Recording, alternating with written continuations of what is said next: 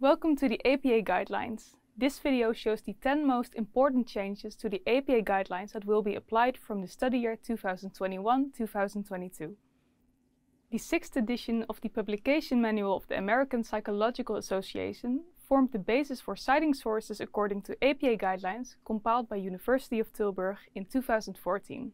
The 7th edition of the Publication Manual was published in 2020, followed by the revised edition of the University of Tilburg Guide in 2021.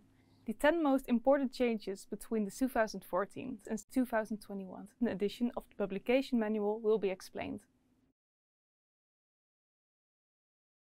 Before, in-text citations named up to 5 authors. In case of 6 authors, only the first one was mentioned, followed by et al. Now, only 2 authors are named. In case of 3 or more authors, only the first one must be mentioned, followed by et al. Before, in publications of 8 or more authors, only the first 6 were mentioned in the reference list, followed by 3 dots with spaces between them, called the ellipsis range, which in turn was followed by the last author. Now, the number of authors has been expanded to 20.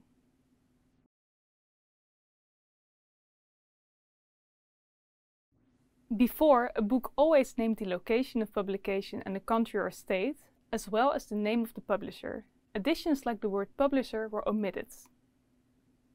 Now the location is no longer mentioned. Name the publisher in full. In case of an e-book, also mention the name of the publisher.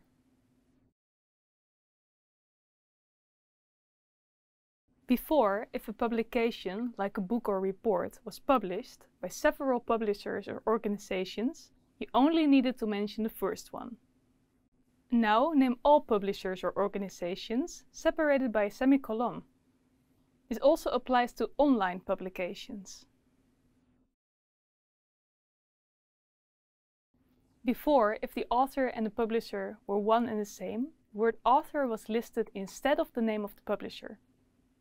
Now the publisher is no longer mentioned, nor is the location of the publisher. This also applies to online publications. The DOI, the Digital Object Identifier, is a code which enables articles and ebooks to be retrieved online.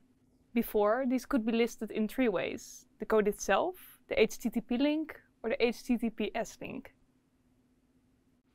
Now the DOI is only mentioned as an HTTPS link. Before, a journal article only mentioned the issue number in parentheses after the volume number if each issue started with page 1. The issue number was not mentioned if the issue had consecutive page numbers. Now you should mention the issue number regardless of the page numbers. Before, only the title of the web page was mentioned. The name of the website was not. Now, list the name of the website after the title of the web page. The name of the website will be omitted if it's the same as that of the organization. Omit retrieved from as well. Before, when referencing a figure, you should list the number, title and, if applicable, origin. Now, just like a table, mention the number in bold above the figure and mention the title in italics. Caption the figure with the word note in italics.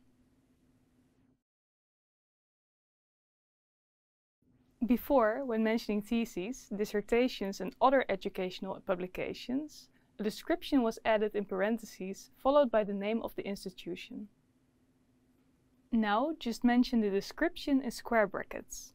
Only mention the name of the institution.